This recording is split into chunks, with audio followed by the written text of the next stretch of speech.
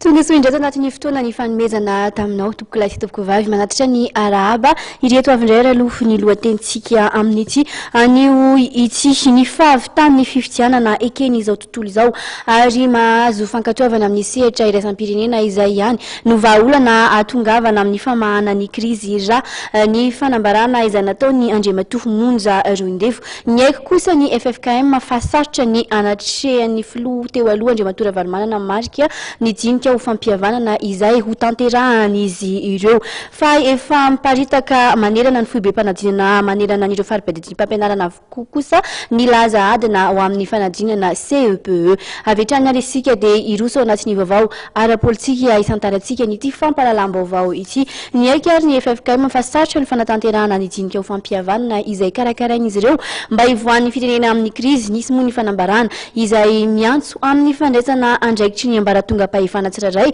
mba hampalavo rary izany io ariva io arahantsika ny mikasika izay tatery ny Lova Ramanantsoa sy Christian Rakotondramanga.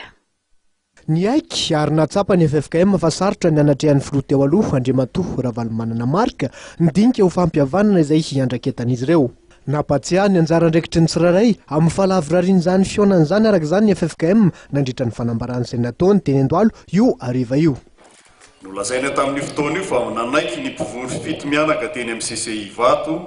ny 3 Jolay 2024 fa ilaina ny anatrehan'ny filoha teo aloha Ravalomanana marika ny dinika ho fampihavanana. Tsapa fa sarotra ny fanatotosana izany nefa efa ny fampizarana andraikitra ny mpivory anao izay atomomana ny dinika ny amin'izy valo mianaka koa satria ny miaramila ny tompona andraikitra ny filaminam-bahoaka ny fiarovana ny ainy sy ny fananany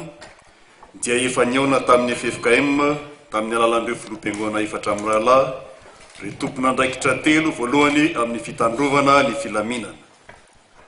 Nilaza zareo tamin'izany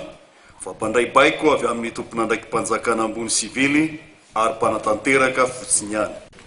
Noho izany dia andraikitry ny filohan'ny teteza mita sy ny Prime Ministre ny fanomezana baiky ny miaramila fa tsy anjarany FFKM. Nitondra fantsina ihany koa ny FFKM teo amin'ny dingana izay nosantariny indrindra ny filazana fa hoe mikasanangana teteza mita vaovao. Gaga ihany koa izahay ny amin'ny filazana fa manomana fanendrena Prime Ministre vaovao na tompona andraikitra ara-panjakana FFKM amin'izao fotoana izao. Tsy mbola nisy fanapahan-kevitra noraisy mikasika izany ary tsy andraiky ny raha teo izany.